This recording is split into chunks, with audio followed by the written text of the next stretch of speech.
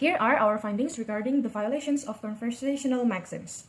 Here, this is the example of the violation of the maxim of relation. In this scene, Patrick receives a letter delivered by a postal owl, or in this scene, or in this episode, the postal owl is actually a clam. However, instead of reading the letter as expected, Patrick proceeds to eat it. Here, Patrick violates the maxim of relation. The context of receiving mail establishes an expectation of reading, but Patrick responds by eating the letter. That is completely irrelevant to the situation. This mismatch creates a pragmatic failure for comedic effect. Now in maxim of quantity, in this maxim I found from the movie called Hidden Figures, and the scene description is Mr. Harrison asks, "Where do you go every day?" Like, this is a simple question. He asks this question to Catherine, but Catherine responded with a long monologue or rant about distant restroom, uniforms, and pearls. So the analysis, why is it maxim of quantity? Because Catherine violates the maxim of quantity because she provides much more information. Next, here I took a screenshot from the Cartoon Sophia the First, and this section is part of the maxim of quality. So for the scene description, the maxim of quality suggests that speakers, Princess Amber and Princess Hildegard, should not say things they know to be untrue or without evidence. And for the analysis, Princess Hildegard said something that was clearly just rumor. So she violated the maxim of quality by providing or spreading information that was not necessarily true. And next, this section is part of the maxim of quantity. And for the scene description, Ruby, Sophia's best friend, stood beside her and immediately responded to Sophia. Their interaction focused on sharing information about the importance of the event. And for the analysis, Ruby fulfills the first sub-rule or sufficient information. Ruby confirmed or agreed with that Sophia says they are, then provided additional information to convey to Sophia the reason why all the children are present. The second, Ruby's contribution to conveying the purpose of the conversation. The goal is provided an explanation, and Ruby does so efficiently. This is the other example of violation of the maxim of quality. In the scene, Squidward tries to scare SpongeBob by making up a story about a ghost called the Hash-Slinging Slasher. In this instance, Squidward violates the maxim of quality. According to the theory, a speaker should not say what they believe to be false. Squidward deliberately lies and fabricates a story with the sole intention of deceiving SpongeBob. The next one is the example of violation in maxim of quantity. Here, this scene describes about SpongeBob attempts to teach Squidward the proper technique for blowing bubbles. SpongeBob violates the maxim of quantity in this scene because for the simple act of blowing a bubble, he provides an excessive amount of technical detail and ridiculous steps. He makes his contribution far more informative than is required, thereby flouting the maxim. The next one is the example of the violation in maxim of relation. This scene describes about Squidward asks the townspeople about their musical abilities. And Patrick response violates the maxim of relation. Why? Because when Squidward asks about instruments, he asks, "Is mayonnaise an instrument?" This contribution is irrelevant to the context of music. Consequently, his utterance is infelicitous because it fails to contribute cooperatively to the topic at hand. I found this analysis from movie Zootopia. In this movie, in this scene, is Nick Wilde said that Flash is the fastest guy in there. But in the reality, Flash responds to a single word with a very long pause and laughing slowly. And this is Flash violates the maxim of manner, like be brave. And at the conversation that should have taken 10 seconds took hours. And then this violation creates a comedic effect because pragmatically hinders the efficient exchange of information.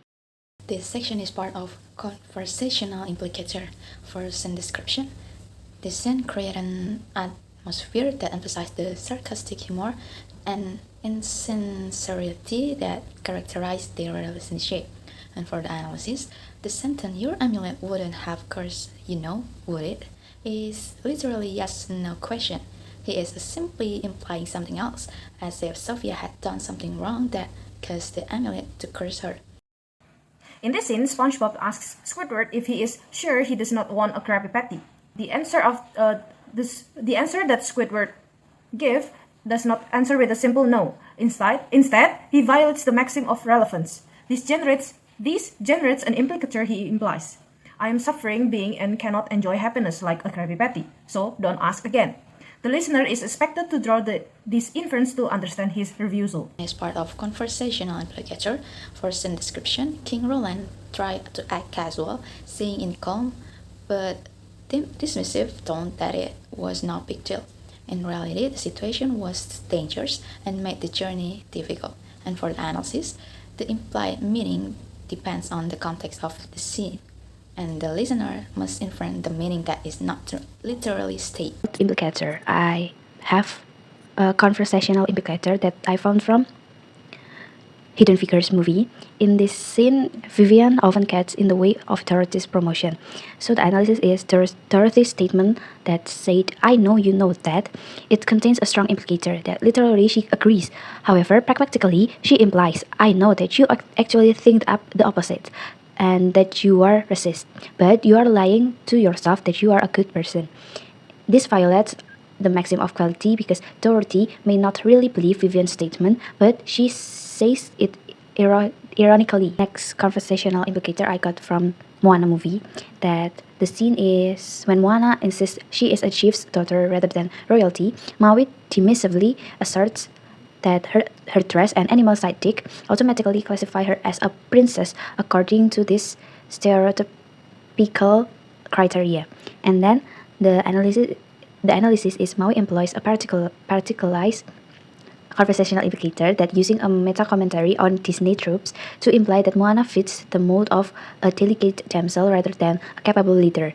By defining her solely through these superficial traits, he indirectly attacks her competence, suggesting she is unsuited for the dangerous role of a wayfinder. So the next implicator is conventional implicator. In here, from the series Emily's in Paris, it's shown that Emily's friends invited her to go to get some coffee, but Emily declined without saying no. So in here, we can see that Emily gives a statement indirectly conveys rejection without saying no. She just giving some activity that she will do, like I have to go to my office, rather than saying no to reject her friends inviting. We can see once again Emily's friends invited her to go out for drink, but Emily declined it without saying no. Instead, she answered with, "Oh, I'm going to a gallery opening with some friends." So from this conversation shows that the conventional implicatures because Emily's imply a rejections from her answer. The next is the last of implicator, the movie, that an enthusiastic Benjamin creates an awkward moment by calling a new rabbit recruit cute, prompting her to politely explain that only bunnies are allowed to use that term with each other. And the analysis is Judy didn't directly say don't call me cute, it's offensive, but she implied a social rule like similar to the use of taboo words or reappropriation in human social linguistics, that the word has a derogatory connotation when spoken by an out group. And this section is part of the speech act, indirect suggestion. And for the scene description, the scene shows the warm dynamic of friendship, where Strawberry suggests the next activity without being forced, but in subtle and thoughtful way. And for the analysis, the sentence, "We should do this tomorrow with the rest of the girls." It is in the declarative form, but the intention is to give advice. Strawberry Shortcake doesn't say, "Let's do this tomorrow" directly, but uses "we should," which is a more subtle way of steering towards a decision. Next, this section is part of direct speech act, expressive.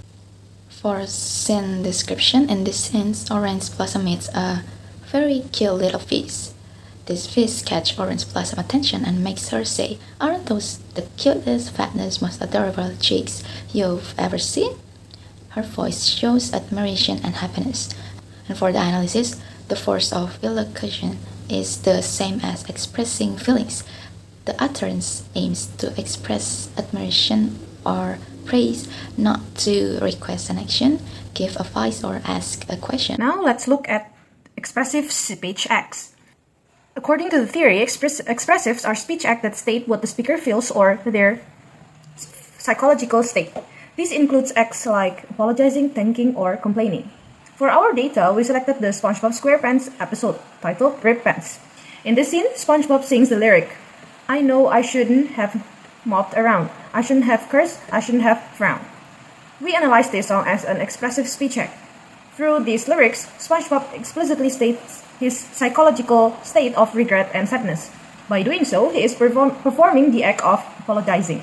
The next speech act is expressions from the movie Sideline 2. So in the scenes from the dialogue, we can see Dallas is talking with his friends about breaking up with her boyfriend, and then Dallas apologized for what happened. So in these conversations, Dallas said, "Gaps, I'm so sorry." It showed the expressions that Dallas giving empathy to her friends from an event that her friends been through. So in the scene, we can see that Dallas' friends invited her to go out and have fun to cheer up after breaking up, and then she expressed with gratitude that Dallas wants to come with her with saying thank you.